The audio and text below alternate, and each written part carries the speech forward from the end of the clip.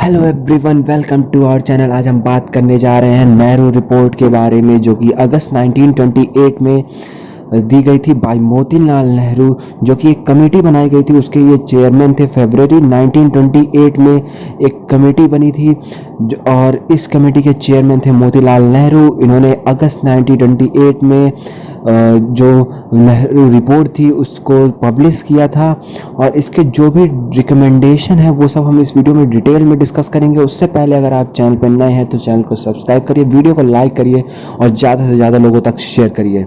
चलिए वीडियो को स्टार्ट करते हैं। आपके हर एक एग्ज़ाम के लिए काफ़ी इंपॉर्टेंट है। तो सबसे पहले अगर हम बात करें कि जो फर्स्ट मेजर अटेम्प्ट था by Indian to draft a constitutional framework for the country, ठीक है। ये जो नेहरू रिपोर्ट थी, जो ये कमेटी बनाई गई थी जिसमें मोतीलाल नेहरू जो चेयरमैन थे, ये एक पहली मेजर अटेम्प्ट था इस कमेटी के द्वारा कि जो कॉन्स्टिट्यूशनल फ्रेमवर्क है वो ड्राफ्ट किया जाए। और इस कमेटी में इंक्लूड थे मोतीलाल नेहरू के साथ तेज बहादुर सप्रू। कई बार आपको ये एग्ज़ाम में क्वेश्चन पूछे जाते हैं कि इस जो मोतीलाल नेहरू रिपोर्ट है उसमें कौन कौन से मेंबर थे। तो इनके साथ थे तेज बहादुर सप्रू, सुभाष चंद्र बोस, MS एन्ने, मंगल सिंह, अली इमाम और साथ में सौब कुरैशी एंड GR प्रधान। ये सब इसके मेंबर थे और जो रिपोर्ट थी ये अगस्त 1928 में पब्लिश की गई थी। इसमें मेजॉरिटी जो थे, जो इस कमेटी की रिकमेंडेशन थी उसमें सबसे पहला पॉइंट था कि जो कमेटी थी उसने डोमिनियन स्टेटस की मांग रखी थी सबसे पहले।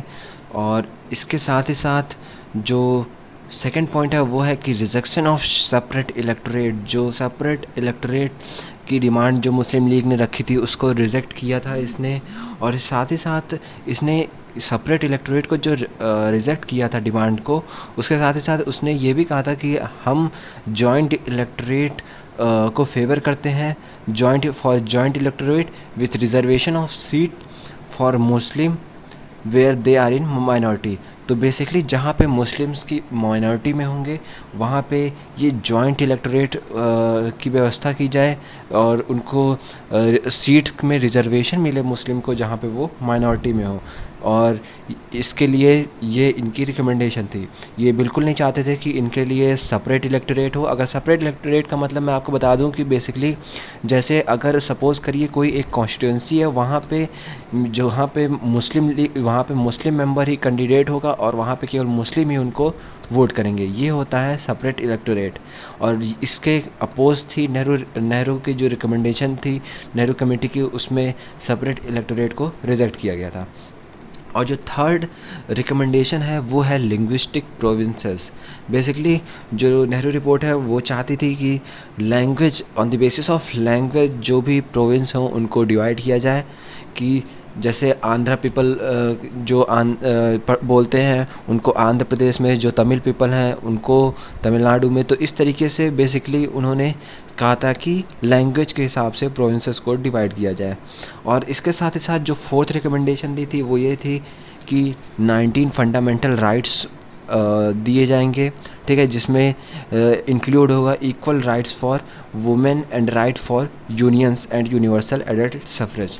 तो बेसिकली 19 फंडामेंटल राइट की बात सबसे पहले इस नेहरू जो रिपोर्ट थी उसमें कही गई थी।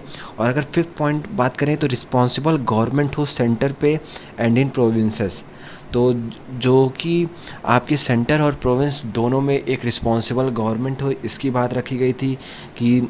और इसमें अगर फर्दर बात करें इस फिफ्थ पॉइंट में तो पार्लियामेंट जो होगी, अगर सेंट्रल लेवल पे बात करें तो उसमें कहा गया था कि जो सेंट्रल लेवल पे जैसे इस समय जो हमारे जो लोकसभा है उसमें जैसे 552 मेंबर्स हैं, तो इसमें बात की गई थी कि 500 मेंबर हों सेंटर में और साथ ही साथ 200 मेंबर हो सीनेट में, जो कि आज का हमारा राज्यसभा है, ठीक है, to be elected by the. और इसके साथ ही साथ इन्होंने ये भी कहा था कि जो हाउस ऑफ रिप्रेजेंटेटिव मतलब लाइक जो आज का लोकसभा है उसका टेन्योर इन्होंने कहा था कि 5 साल का हो। और सीनेट मतलब जो आज का हमारा राज्यसभा है उसका टेन्योर इन्होंने कहा था कि 7 ईयर हो।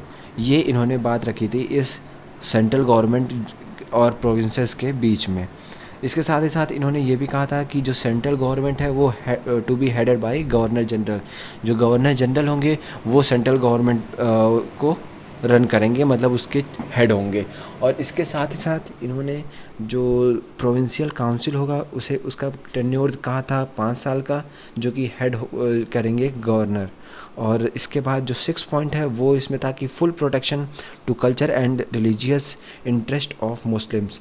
तो बेसिकली जो भी कल्चर और रिलीजियस इंटरेस्ट है मुस्लिम्स के उसको प्रोटेक्शन करने की बात की गई थी। ये सारे रिकमेंडेशन दिए गए थे नेहरू रिपोर्ट में।